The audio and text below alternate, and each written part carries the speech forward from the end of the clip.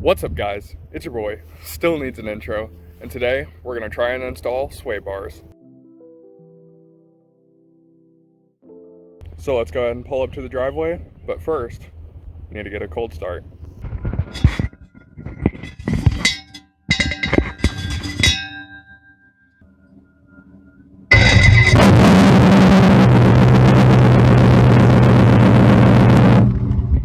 How did that sound? Alright, now that we got our car up on our makeshift blocks, we're going to grab the jack and begin to lift up the jack one at a time, throw some jack stands under it. Now the very first thing you are going to take off is this heat shield. Mine's pretty torn up on the side, but you'll have one bolt down here on the bottom, and on the other side you'll have one up top. These are both going to be 8mm bolts, so you'll take your wrench or your socket, put it on the end of it, and start to take them off. Now my heat shield is so torn up, in fact, that you will see here in just a second, the bolt actually tears its way straight through the heat shield and it rips a giant hole in it. So what I do to take it out of its misery is I go ahead and bend it off to the side, tear it off, and worry about it another day. But I do take the bolts out off camera. Next step is going to be the sway bar end link, as you can see right here.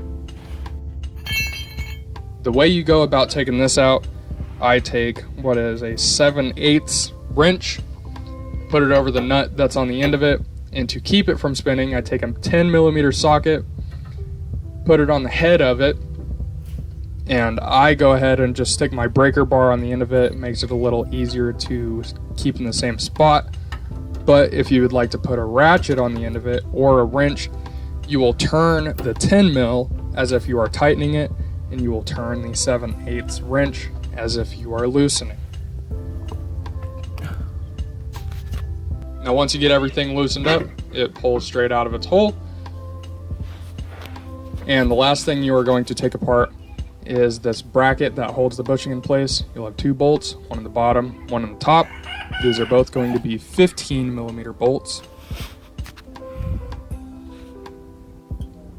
Once you get it loosened, you do not want to pull a Jesse Bussy and try to take it out with one hand, because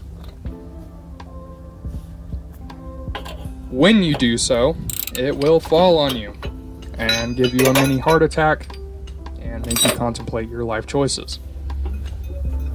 But you can see here, the way that the bushing sits in there, there's a little groove that it just simply slides in, and to keep it from falling all the way, I go ahead and put the tie rods back through their original holes and put the nuts on the end.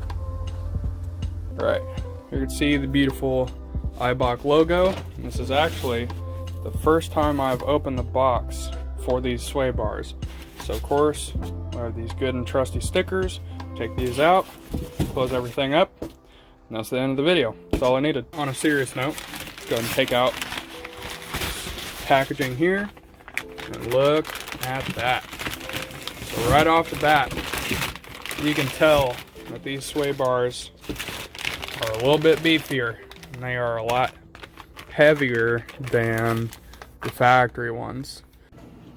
Alright, now before I put the new one in the car, let's go ahead and compare the differences between the new and the old. So you can see right off the bat, the thickness is pretty significant.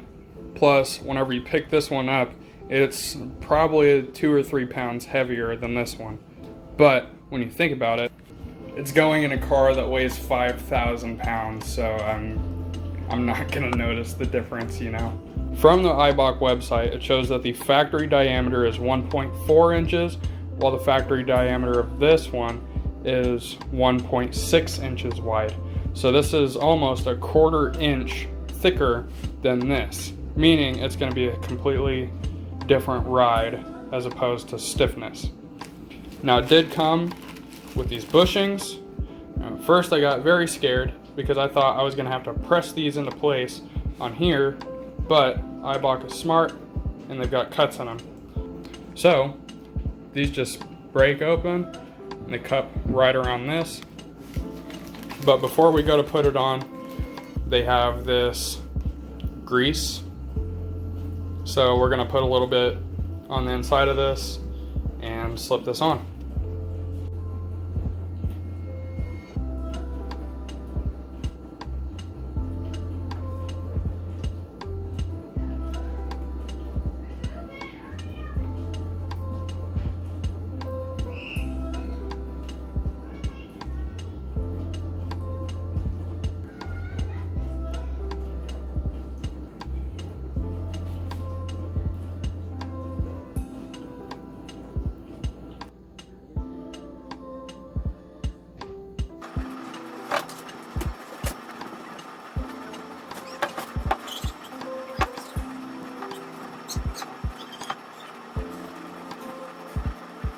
Now putting it back in the car is just as easy as taking it out.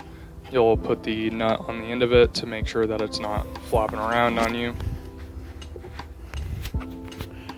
Now in order to check for orientation, you always want to look for the logo. Of course the brand wants to show themselves off, so you just look for the logo and make sure it's facing up. First you take your plate that goes on the back side of it. Now of course this is cumbersome to do with one hand, but it's obviously doable. Then you push the sway bar back up into place and it just sits in there like so.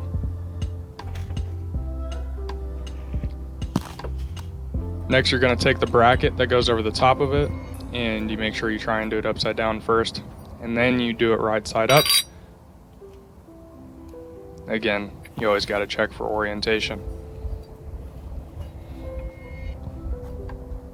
Now it is kind of a pain to try and put this top bracket back in place because of how little wiggle room you have, but I learned it was easiest to do it top bolt and then bottom bolt. Now in order to squish the bushing evenly, you're going to want to do a couple turns on the top bolt and then a couple turns on the bottom bolt and go back and forth until everything is compressed again very evenly.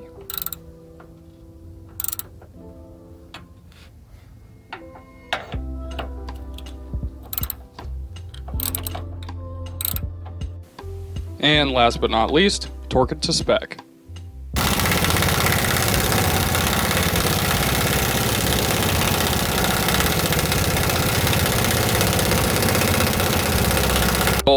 Obviously tighten your sway bar end links. You will put your 7/8 over the nut and your 10mm over the head, except this time you will set your ratchet, or in this case impact, to the loosen setting. And then of course you're going to go back over all of your bolts and everything. If you choose to reinstall the heat shields, you will double check those, but you want to go through it all and make sure everything is tight, and of course just give it a once over. Now we're going to go and end the video here. This is going to be part 1 of the sway bars. I don't want to make the video too long, but I not only underestimated how much time I had on my hands before the second semester for school started, I also severely underestimated my skill level.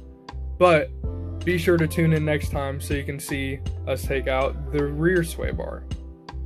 Now if you found this video helpful, or at least entertaining, please be sure to drop a like and share it with your friends. If you'd consider subscribing, click over here.